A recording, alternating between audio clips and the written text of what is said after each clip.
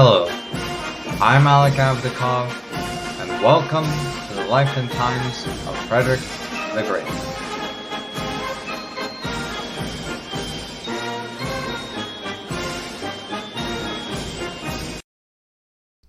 I want to thank you all again for continuing to listen to this podcast.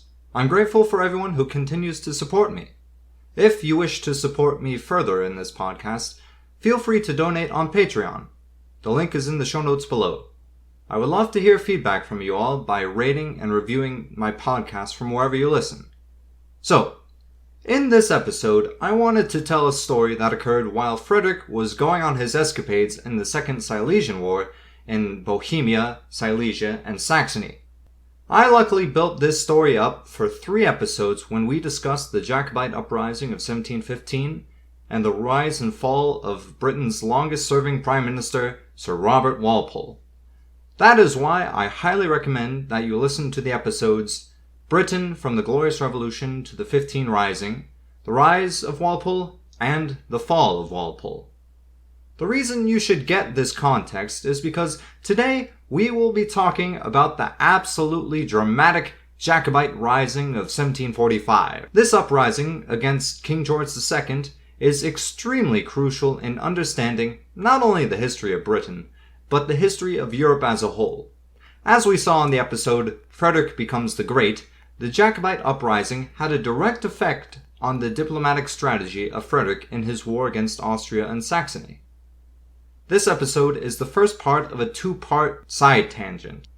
This story is honestly insane, so buckle your seatbelts and let's get right into this confusing mess. So, if you remember the Glorious Revolution of 1688, King James II of England was overthrown by his nephew, William of Orange. This was because England was really iffy about a Catholic king as the head of the Church of England.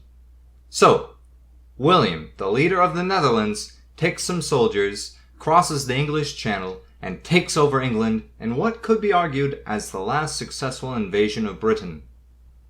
James II then set up a court in France that rivaled the one in London. James II then died, and the Jacobite cause then passed to his son, James. European diplomacy in the 18th century was a fever dream. But don't worry, it gets more complicated. So, James III, as he was called in Jacobite circles, was the new pretender to the British throne. But it looked like fortune might smile on the old pretender when Queen Anne of Britain died with no children. James was the closest in line.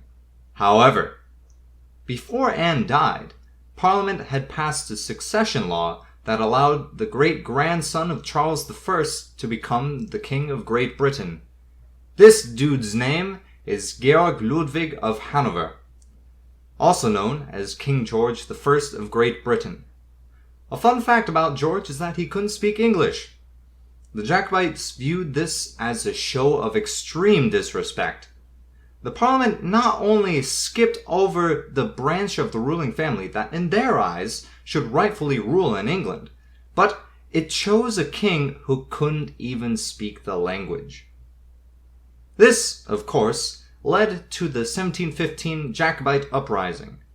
The Jacobites managed to capture a few key towns in northern Scotland such as Inverness, Aberdeen, and Dundee, but the fighting was not limited to Scotland. There were Jacobite uprisings in western England as well. However, momentum stopped and the Jacobites were defeated on November 13th, 1715 at Sheriffmuir. Coincidentally, that date is my birthday. Not 1715, but November 13th. While the uprising was not technically over, James III made it to Scotland on December 22nd, 1715, but there was no way the uprising could succeed after that lost battle. Instead of continuing to focus on the government in London, we will now focus on what happened to James after that failed uprising. At first, the old pretender fled back to France. But that same year, 1716, England and France concluded an alliance. This meant James had to move somewhere else. He went to the Pope's territory in Avignon in what is today southern France, because the leader of the Catholic world was now James's only ally.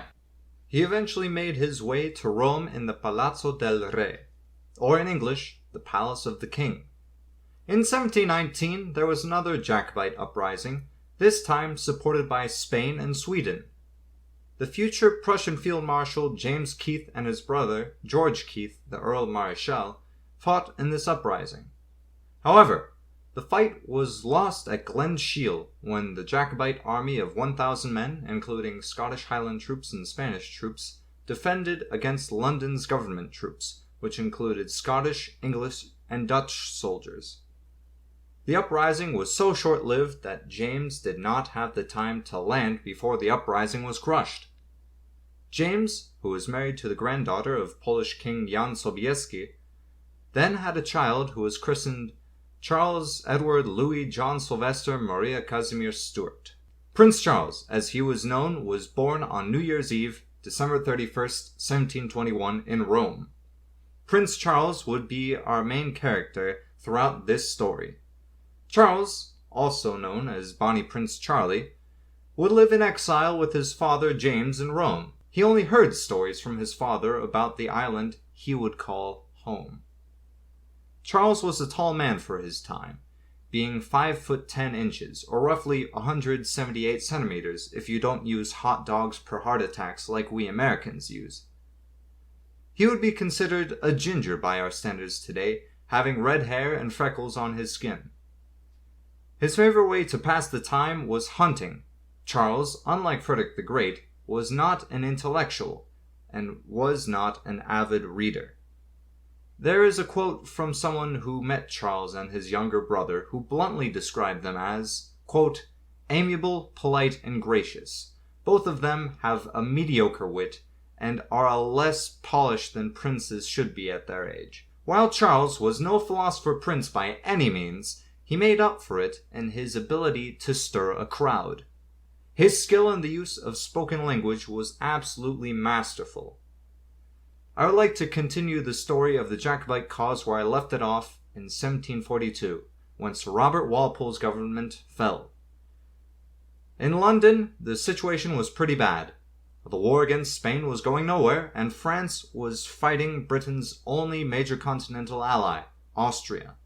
It looked as if there might be an invasion of Britain with a combined fleet from France and Spain. James was looking at this situation and began planning behind the scenes for a possible restoration of himself as King of Britain. James decided that he would send his son, Charles, as the leader of an expedition to Britain as regent. Charles would, in disguise, travel to France, link up with his contacts in Paris, and plan an invasion of Britain to take back the throne in the name of his father. Now, what's confusing about that? The Jacobite cause seemed to be fairly strong in Britain's upper class, according to the intelligence received by James. Many of the most prominent landowners throughout Britain were in support of the restoration of the Stuart royal family. However, the highest amount of support for the Jacobite cause was within the Scottish Highlands in the far north of the islands. The Highlands had the highest population of Catholics in Britain and tended to be loyal to the Stuarts, who were also Catholic. For Prince Charles, the expedition to Britain was on a time crunch. By 1743, the French and British fought the Battle of Dettingen, and the French lost. If, for some reason, there was a peace treaty between France and Britain, then Britain could negotiate with France to get rid of all the Jacobite exiles in France. The element of surprise was another factor. If Britain caught on that Prince Charles was no longer in Rome and was planning an invasion of Britain and France, it could lock up known Jacobite supporters in jail and prepare for a defense of Britain. With the help of French agents, it was decided that Charles would leave Rome on January 9, 1744. To throw British spies off the trail, Charles made the excuse that he was traveling with his brother to go hunting in a town south of Rome called Cisterna. Instead, he traveled north through Italy and crossed the Alps into France. Now that Charles was in France, he began to plan on how he would return to Britain. It was now February of 1744.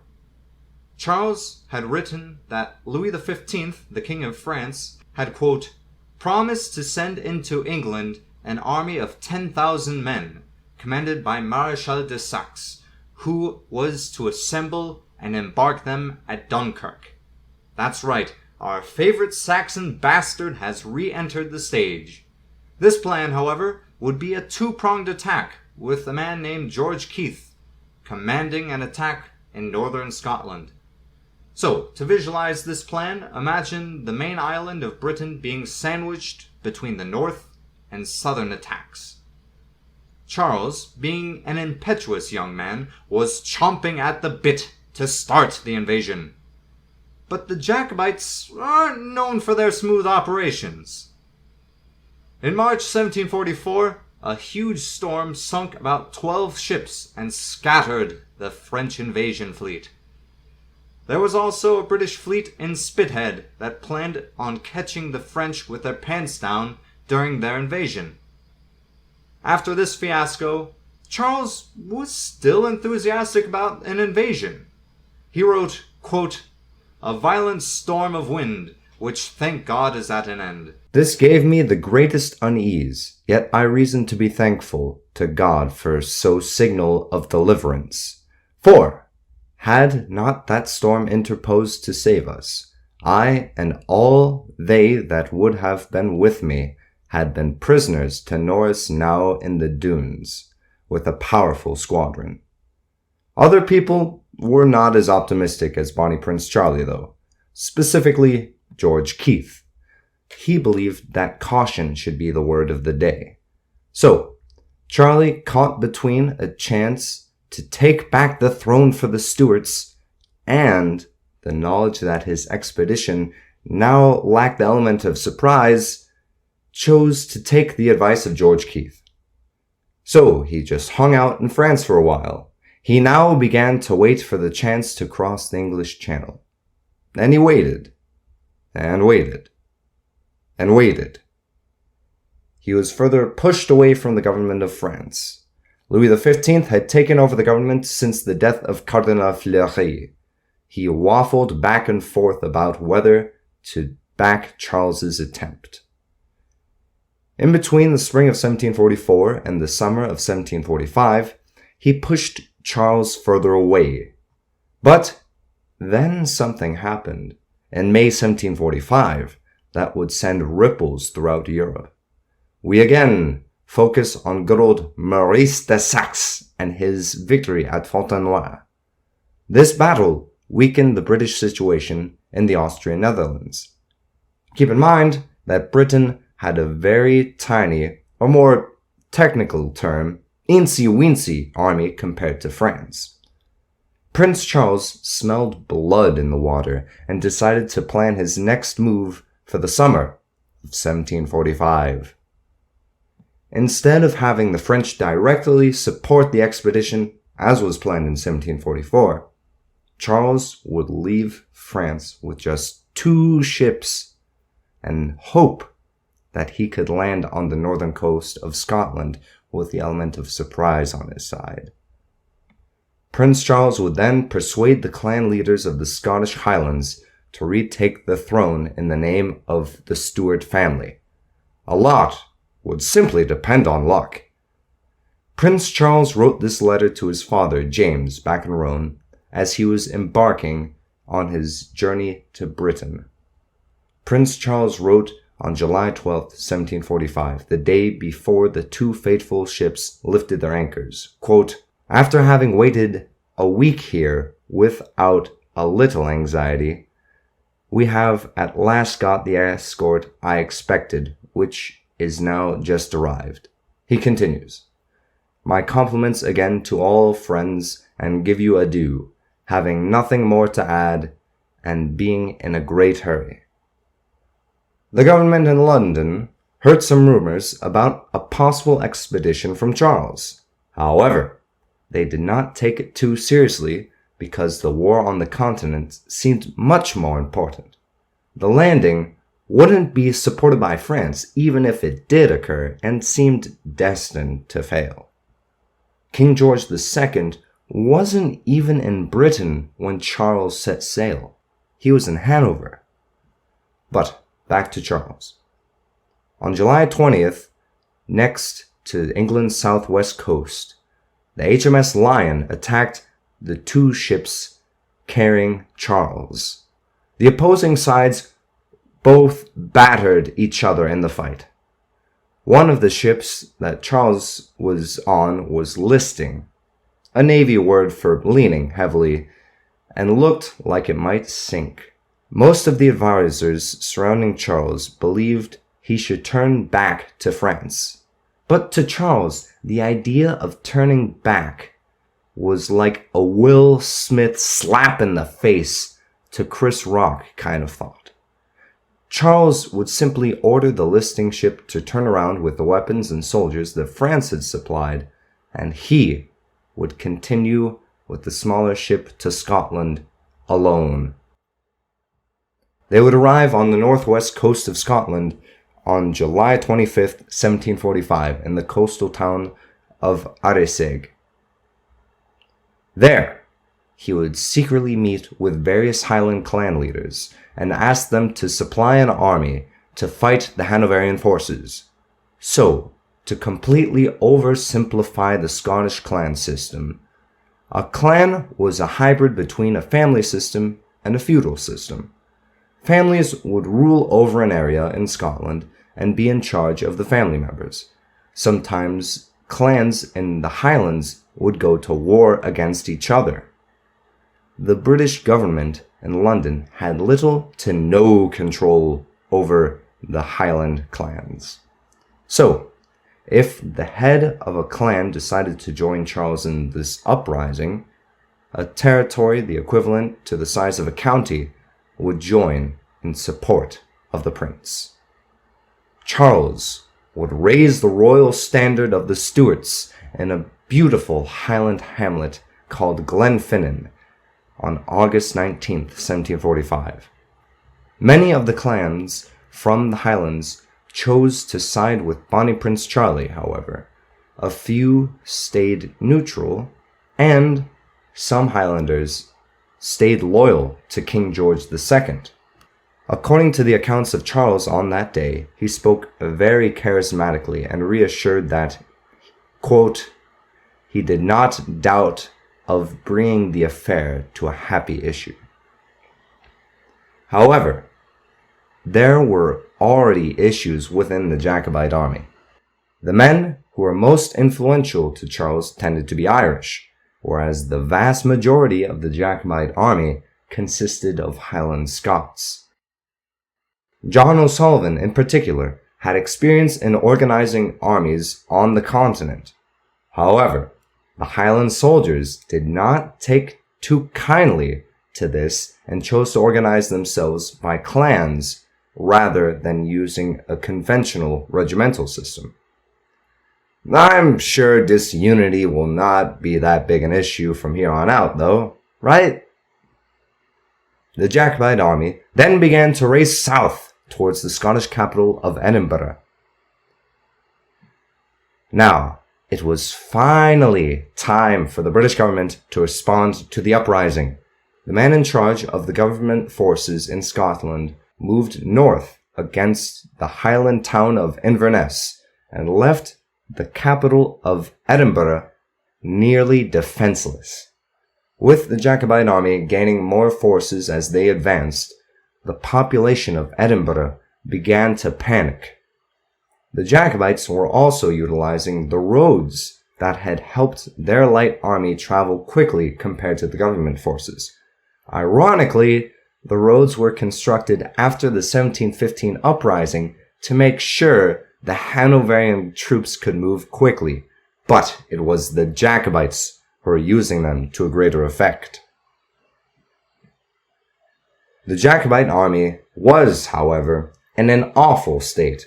According to a man who was in Blair Castle at the time and was an eyewitness to the Jacobite march, quote, The Highlanders do not exceed in number 2,000, and they'll scarce be so much, 2/3 of which are the poorest, naked-like creatures imaginable, and very definitely are. I do not think half of their guns will fire. Some of them have guns without swords, and some have swords without guns. But on their march through Perth, on their way to Edinburgh, the Jacobites would gain a man worth a few hundred swords.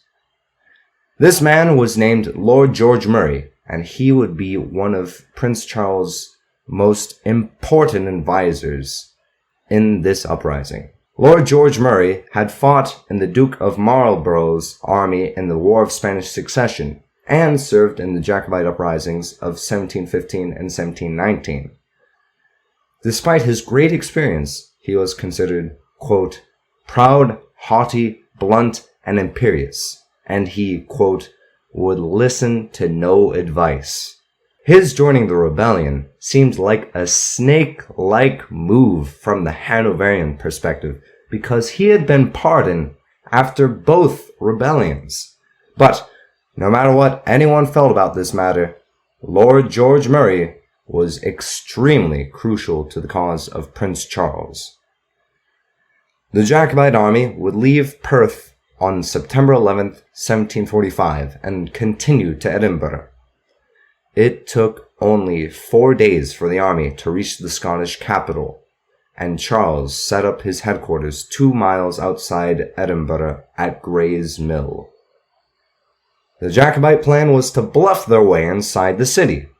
Charles planned on negotiating with the town council to persuade them to surrender peacefully.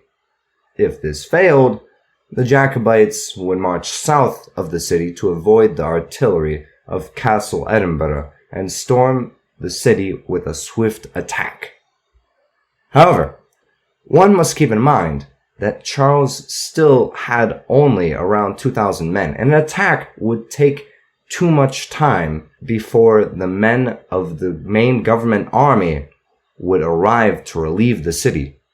It truly was now or never for Prince Charles.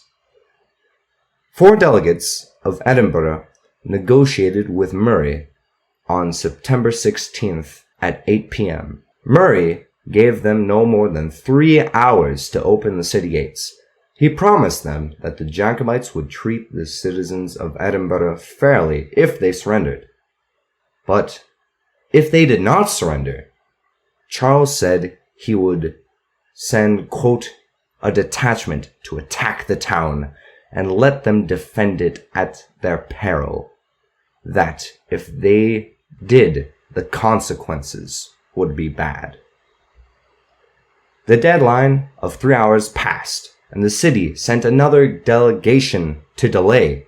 The Hanoverian army was now near Dunbar, only 30 miles from Edinburgh. It looked as if the Jacobites would soon attack. Then, the Jacobites, who were silently waiting outside the city gate, saw a carriage carrying the second delegation. The Jacobites slowly crept up to the gate. As the guards opened the gate for the carriage, the Jacobites charged with the speed of furious rabbits.